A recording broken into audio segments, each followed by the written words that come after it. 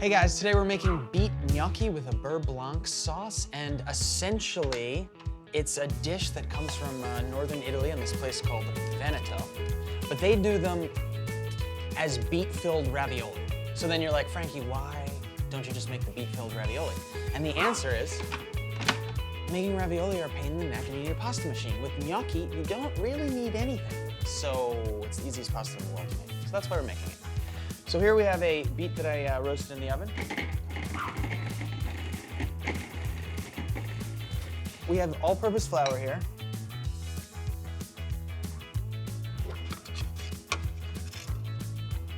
All right, so there's some beets. That's for color, it's for flavor as well.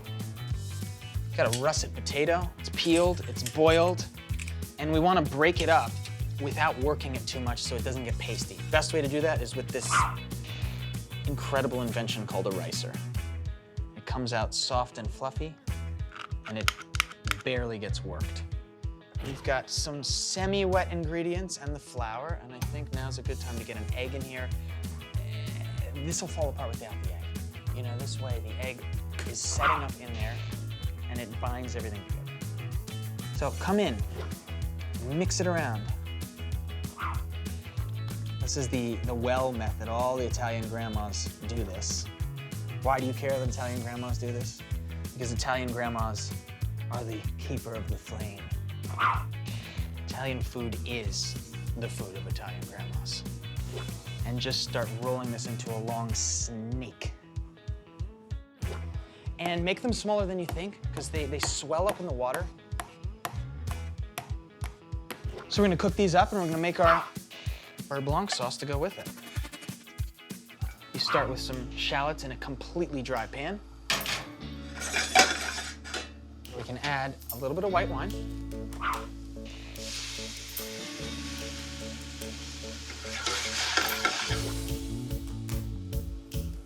And we want to boil this off until it's sec. The French call it sec.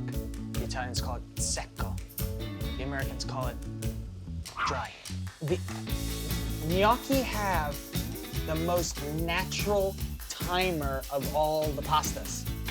The timer is when they float to the top, they're done. It's a great timer. Give it a stir right away.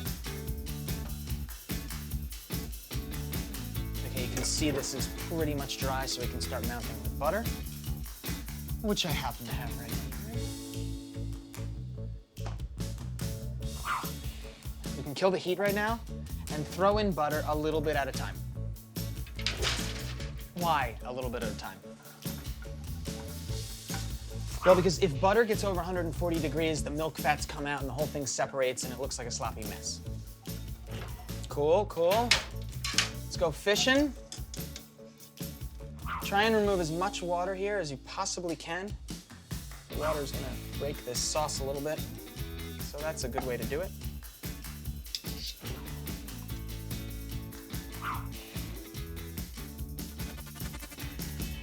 Okay, Parmigiano Reggiano, super important.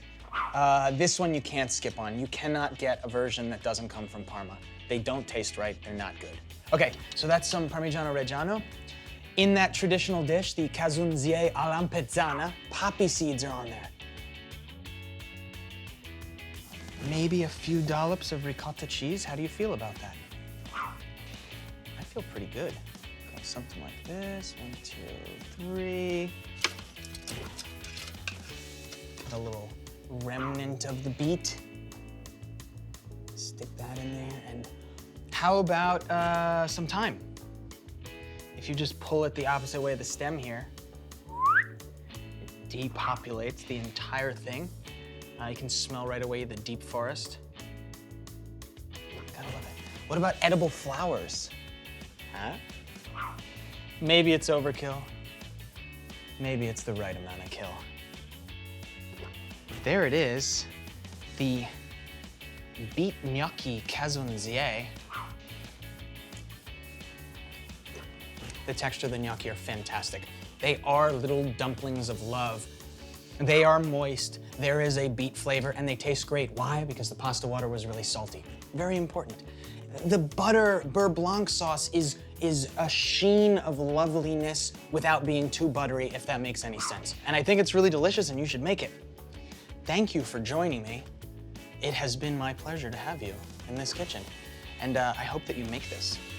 Can you smell it?